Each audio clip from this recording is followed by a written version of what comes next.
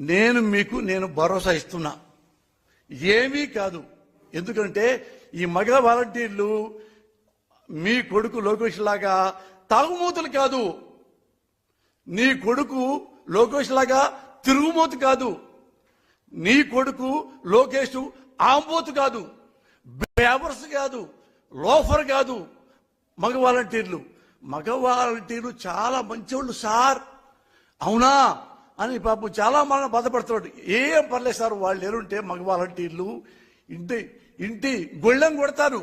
ఆడదున్నా మగున్నా ఎవరున్నా కొడతారు. ఒక మనవళ్ళలాగా ఉంటారు, ఒక అన్నలా ఉంటారు, ఒక బిడ్డలా ఉంటారు. అంతే తప్ప నీ కొడుకులాగా ఓ పక్క పళ్ళెం ఓ పక్క గొళ్ళెం ఇట్లా మెయింటైన్ చేయరు. అందుకని మీరు ఆడపిల్లల గురించి మీరేం బాధపడకండి సార్, మీరే కన్నీళ్లు పెట్టుకోండి.